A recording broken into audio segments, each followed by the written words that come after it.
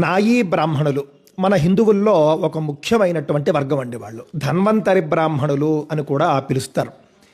వీళ్ళు ముఖ్యంగా నాదస్వరము, డోలు మొదలైనటువంటి మంగళవాద్యాలు అవి నేర్చుకుంటారు, అవి వాయిస్తూ ఉంటారు మన శుభకార్యాల్లో.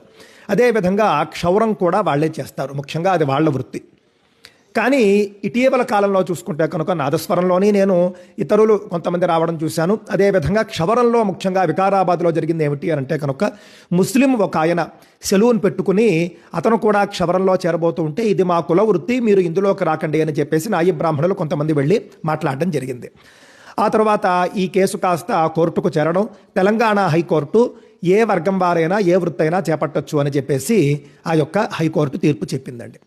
హైకోర్టు ఆ తీర్పు ఇవ్వడానికి కారణం ఏమిటి అంటే భారత రాజ్యాంగంలో 19వ అధికరణం 19వ అధికరణంలో చిట్ట చివరి పాయింట్ ఉంటుందండి. ఏ విధమైనటువంటి వృత్తినైనా వ్యాపారాన్నైనా కూడా చేసుకునే హక్కు ప్రతి భారతీయుడికి ఉంటుంది అని. దాని ఆధారంగా ఆ యొక్క తెలంగాణ హైకోర్టు తీర్పు ఇచ్చింది.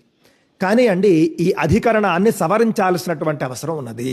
భారత పార్లమెంటు ఈ అధికరణాన్ని సవరించాలి, దృష్టిలో పెట్టుకోండి. సవరించి కుల వృత్తుల్ని కాపాడాలి. కుల వృత్తుల్ని నమ్ముకుని ఎవరైతే జీవిస్తున్నారో ముఖ్యంగా నాయీ బ్రాహ్మణులకు న్యాయం చేయాలి. మన ఇంట్లో మనం పెళ్లి చేసుకున్నాం అనుకోండి, లేకపోతే ఉపనయనం చేసుకున్నాం అనుకోండి, అనేక సందర్భాల్లో క్షవరానికైనా నాదస్వరానికైనా మనం నాయీ బ్రాహ్మణులనే పిలుచుకుంటాం, వాళ్లే రావాలి. ఆ పని చేసేటటువంటి ఎవరినైనా సరే మనం ఆహ్వానించాం. ముస్లిం ఒక ఆయన క్షవరం చేస్తాడు అని అంటే కనుక ఆ పెళ్లిలోనో ఉపనయనంలోనో మనం పిలిచి చేయించుకోగలమా అండి? ఎందుకు చేయించుకోలేము? మన భగవంతుడి యందు, మన శాస్త్రాల యందు అతనికి విశ్వాసం ఉండదు. కావున ఈ సందర్భంగా నాయీ బ్రాహ్మణుల యొక్క కులవృత్తి రక్షింపబడాలి. ఆ వృత్తి నాయీ బ్రాహ్మణులకు మాత్రమే పరిమితం కావాలి. అవసరమైతే భారత ప్రభుత్వం చట్టం కూడా చేయాలి. ఈ యొక్క 19వ అధికరణాన్ని సవరించాలి అని చెప్పేసి నేను కోరుకుంటూ ఉన్నాను.